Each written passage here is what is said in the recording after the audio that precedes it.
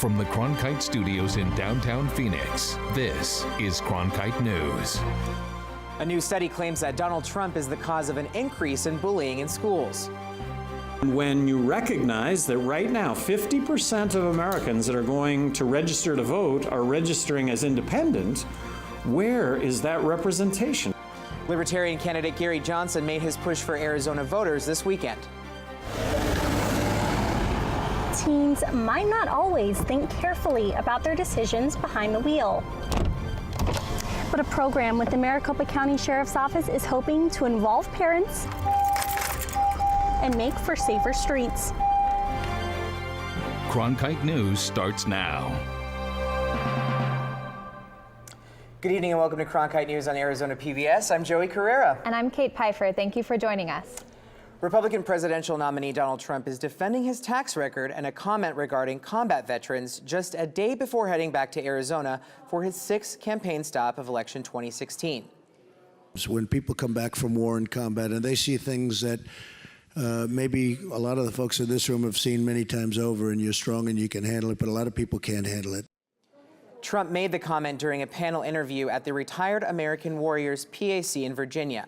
Trump supporters say the comments are being taken out of context and that the brutal effects of PTSD are causing alarm both inside the military and in the public at large.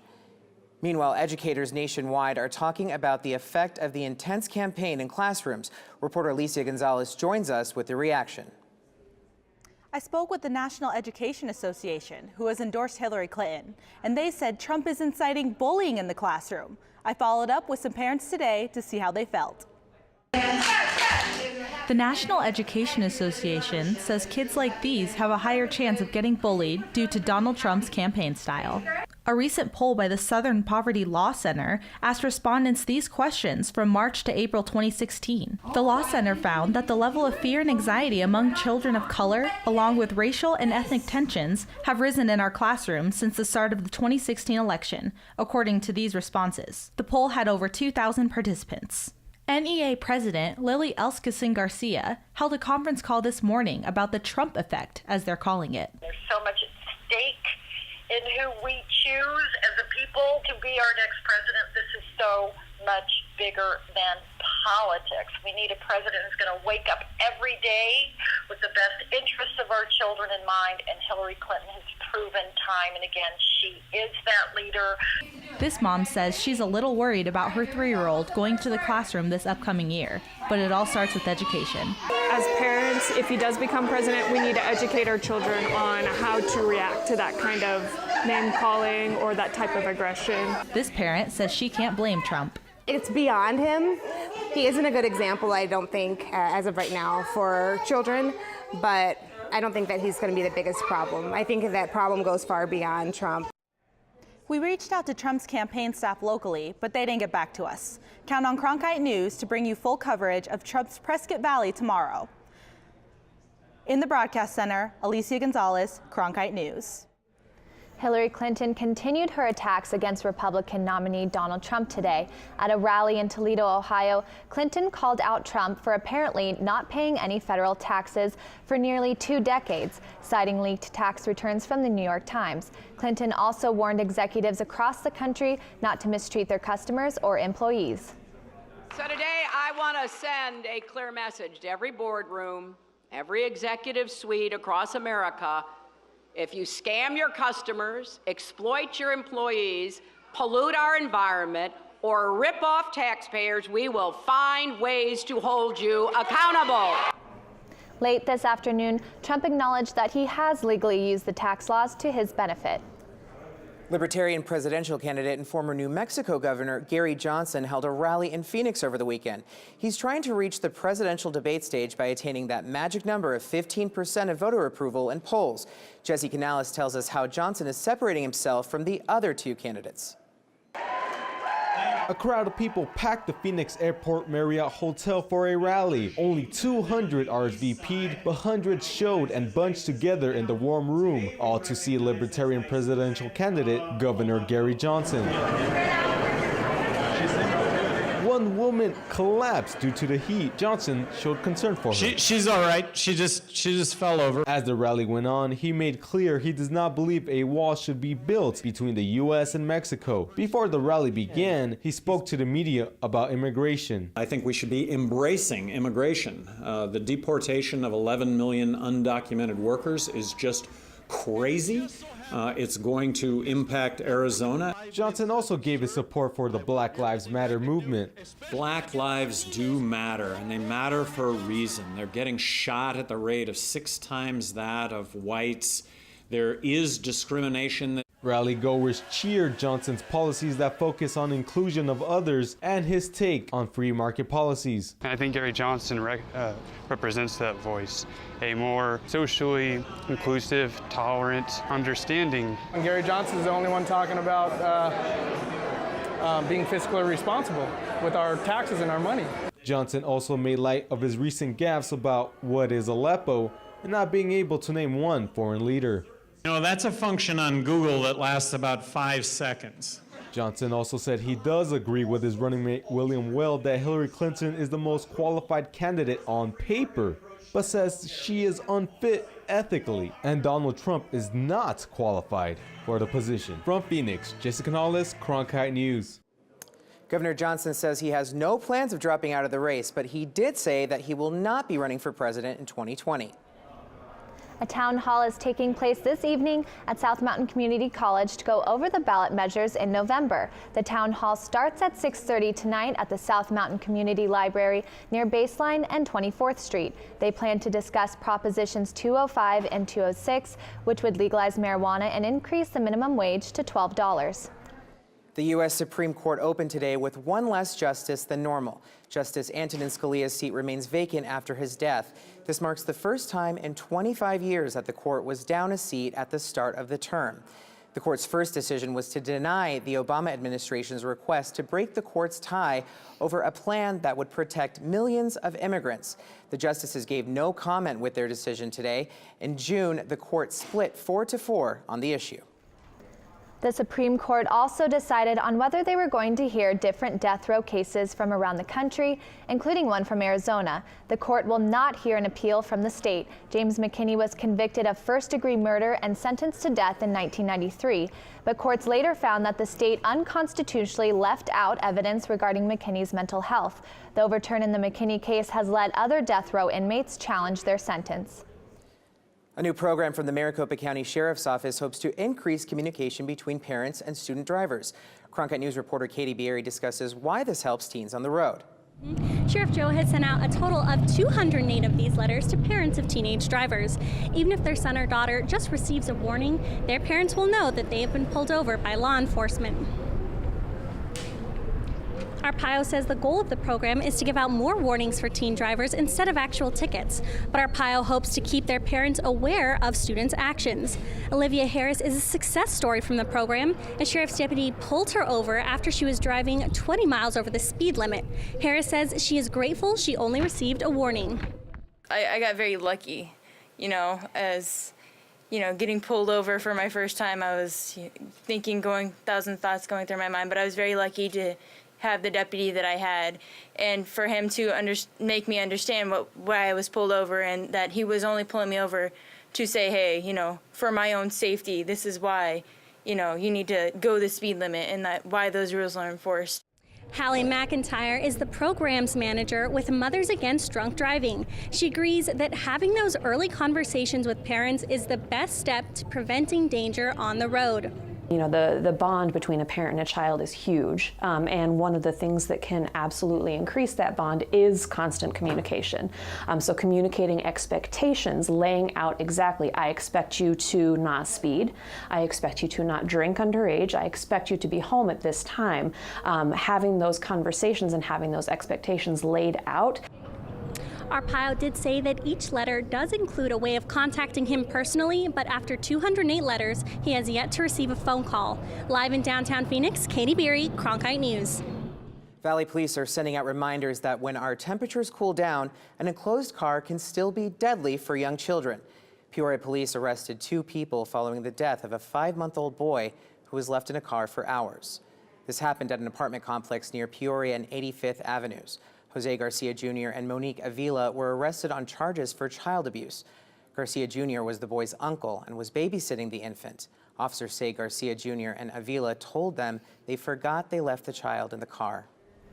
Governor Doug Ducey will help Arizona kick off Domestic Violence Awareness Month. The governor will light the state capitol dome purple tonight at 6. The move is part of Arizona's efforts to decrease domestic abuse.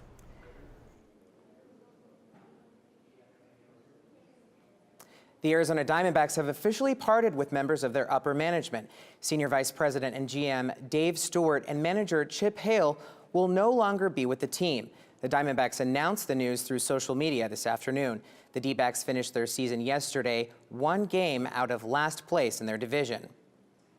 Legalizing marijuana is on the ballot this November. Coming up on Cronkite News. How Arizona residents feel about the proposition. Plus, it's that time of year when students have to apply for federal aid. How one Phoenix school is trying to make the FAFSA into a fiesta.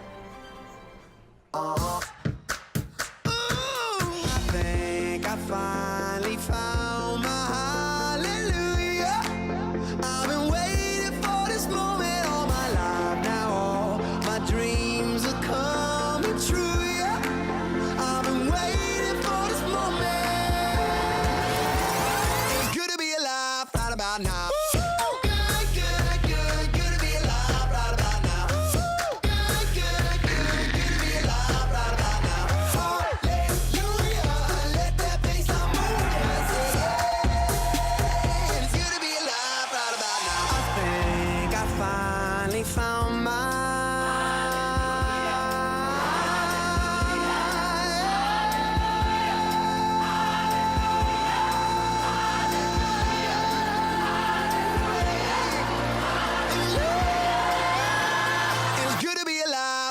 Now. With Prop 205 on the ballot this November, we asked Arizonans how they feel about legalizing marijuana. Tina Hussein said the issue has been close to her since she was a child.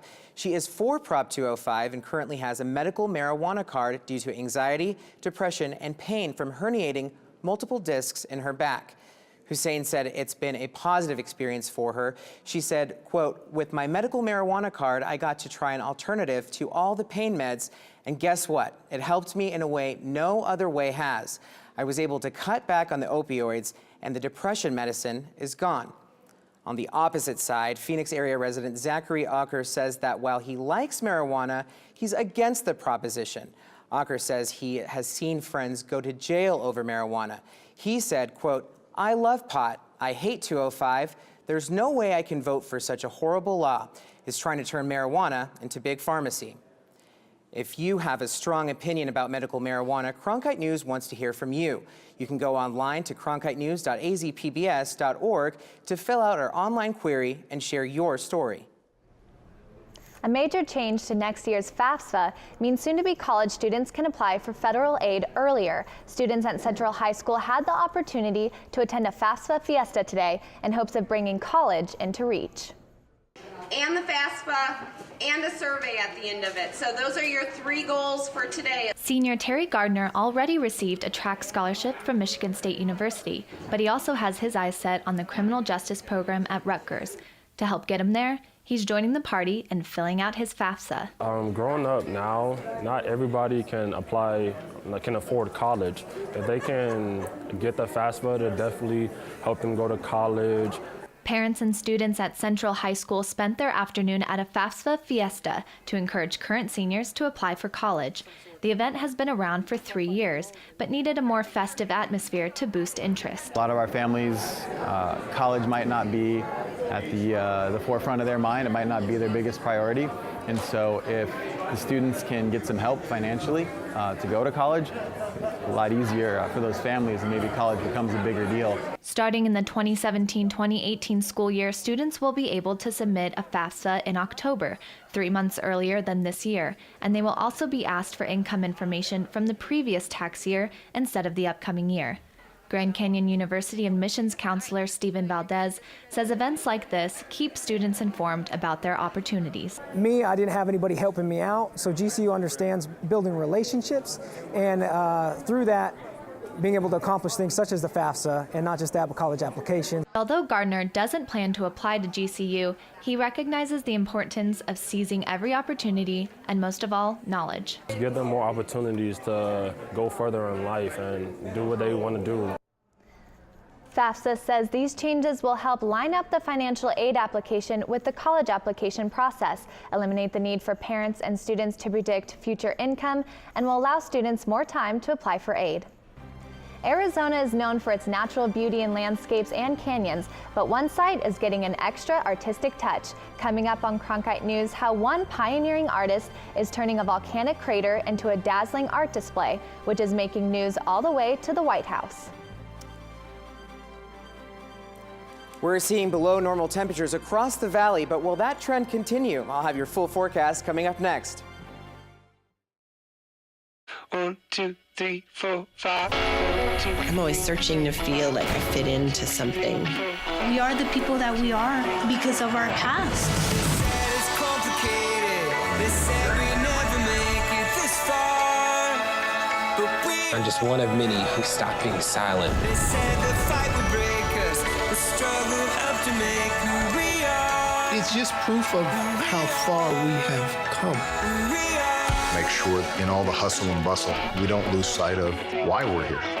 It all boils down to communicating the lives we live. If you look closely, they've got a story to tell. It connects with you in a very deep way. We wish you love, peace, and soul. Come with us on this great adventure.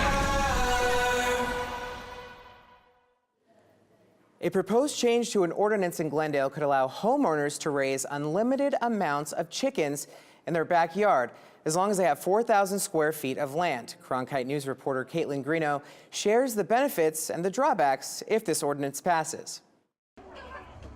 Well, contrary to what the pro-chicken people would like us to believe, chickens do smell. Michelle Tennyson is a realtor in Glendale. She says allowing to raise chickens in backyards would decrease property values in the homes she sells. If I'm showing a house and I walk in the backyard and there's a chicken coop next door, I can tell you right now that unless I have somebody who purposely wants to live in a neighborhood with chickens, we're not going to spend more than 5 seconds in that house. The ordinance is making a few changes. If approved, it would allow residents to raise chickens in all single-family residential zoning districts of the city and removing the limits on the number of chickens in those zoning areas. As long as you upkeep them, you keep the pen clean, you provide fresh food and water daily, you have a minimal amount, the smells, the noise, it's all irrelevant when it comes to backyard poultry. Other Glendale residents are concerned about the noise. I can just see that it's going to be a lot of noise. We're going to have more coyotes, hawks, flies. It's going to be a potential danger to have a chicken in my yard or any of my neighbors' yards.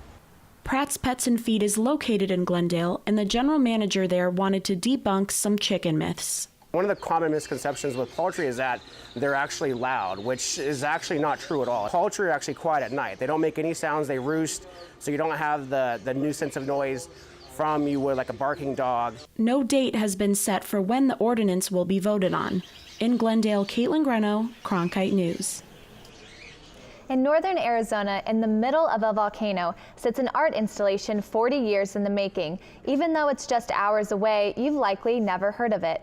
Reporter Sabella Scalise is in Washington, where the artist behind that creation talked today about his life's work. James Turrell has been manipulating light for decades to make art inside small spaces and museums. But the light installation he was talking about today at the museum plays out on a somewhat grander scale. So I didn't have a pharaoh to build a pyramid, so we just took God's work. that was good enough. The work Turrell is talking about isn't a pyramid, but it is the Rodan Crater, a volcanic crater in northern Arizona. By tunneling and covering parts of the crater, he hopes to challenge light from the heavens into the underground. He calls it the place where the cosmos meet the earth. So actually light is a space maker, and this idea that I could actually use it even close to people to actually control where you saw and didn't see. Terrell's discussion was part of the White House's South by South Lawn event, which was held to celebrate innovation. Terrell spoke with the architect of the new African American History Museum in Washington on the challenges of creating works on a grand scale.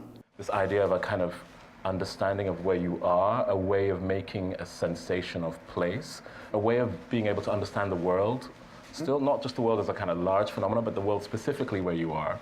And I think light is like one of the powerful mediums. Terrell began his work on the Rodin crater in 1977, and he shrugged off questions today about a completion date. But one museum curator who has seen his smaller works said the final project will be worth the wait. It's so different because it's not an actual object, but it's all about perception. And in the perception, it's a perception of light, and you see different things at different times, and it changes constantly. So it's really, it's something that is very hard to capture in photography. You really have to go and see it. The crater will be closed to the public during construction, but Terrell is currently raising funds to finish the project. Live in Washington, Sabella Scalise, Cronkite News. Hurricane Matthew is ripping through the Caribbean, causing havoc on Jamaica and Haiti. The massive hurricane with 130-mile-per-hour winds is expected to impact Jamaica soon before it makes landfall in Cuba. Jamaican officials are preparing for landslides and damage to agriculture. The hurricane already claimed the lives of 2 fishermen in Haiti. U.S. officials are evacuating hundreds of people from the Guantanamo Bay Naval Base in Cuba. Joey Carrera joins us from the Cronkite Weather Center with the potential impact to the U.S. Yeah, Katie, as we took a look at that hurricane, you can see right now that it's coming up. This is a projection that we have for Thursday at around 2 p.m. So it's headed right for Haiti right now, and it looks like it might be going up the eastern seaboard right there. So we're going to take a look. In the valley right now, though, you can take a look at our temperatures. We have 85 degrees in Phoenix, 58 in Flagstaff, 86 in Tucson. And as you'll notice, above the valley and our state, there's cooler temperatures. And what that means for us is that there is a low pressure system. So that's going to sweep across our state, bringing us lower temperatures for the rest of the week and drier air. So as we take a look at our forecast here, you can see that the temperatures for the most part are going to remain in the upper 80s. We're going to have nice lows in the lower 60s. And as the rest of the week continues, you'll notice that it's going to go back to the 90s, but at least we'll still have 70 degrees at night, so it's cooling down. Joey Carrera, Cronkite Weather. The cooler weather means it's festival time here in Arizona, and one big event this week in the high country may be a big draw for military families and veterans. Coming up on Cronkite News, a chance to get up close to a one-of-a-kind piece of World War II history. The confidence to lead our country. This isn't reality television. I feel like Hamilton reached out from history and wouldn't let me go until I told his story. I make no apology for my actions. I would do the same again. How we come so far and yet have so far to go. Right there, coming up.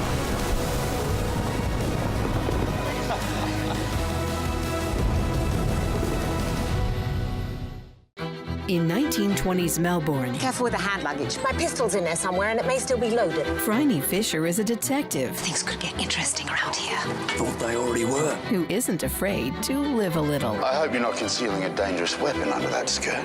I'm concealing a lot of things. Why do you think you can just run off on your own? Because I'm carrying a gun. The irresistible series, Miss Fisher's Murder Mysteries. Saturday night at 10 on Arizona PBS.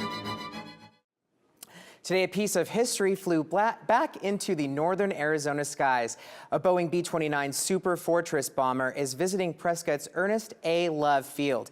It's a part of the commemorative Air Force Air Power History Tour. Cronkite News was there a year ago when the same World War II plane came a little closer to the valley.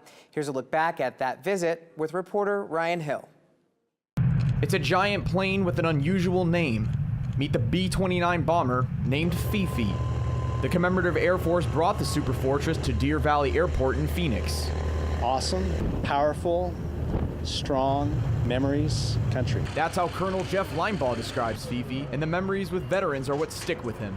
It was a really neat experience to see these guys that are 80 some odd years old, 85, 86 years old, And just to see the expression on their faces when they see the airplane and when they start reliving the memories in their mind of their times with the airplane. B-29 was decommissioned around the late 1950s, just after the Korean War. There were more than 2,500 planes created and manufactured by 3 different companies. When these planes come into different cities, Linebaugh feels he is doing some good to those who served. To see the families of these guys and to get them to experience what their father or their uncle or their brother got to do, and to have it and see it firsthand, it's a wonderful thing.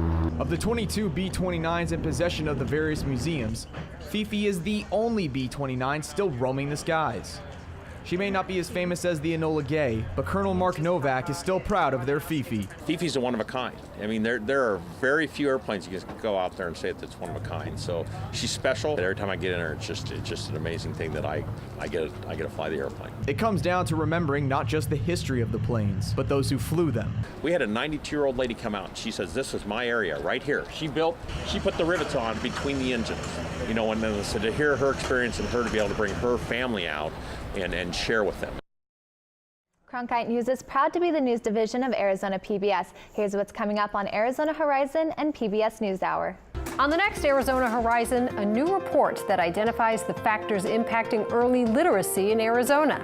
And we'll hear about the nominating process of the City of Phoenix's first ever Poet Laureate. I'm Hari Srinivasan on the next NewsHour. How Mike Pence and Tim Kaine's lives began in similar places but ended up on very different tickets. That's Monday on the PBS NewsHour. Well, that's it for Cronkite News tonight. Thanks for joining us. For top Arizona stories anytime, go to cronkitenews.azpbs.org.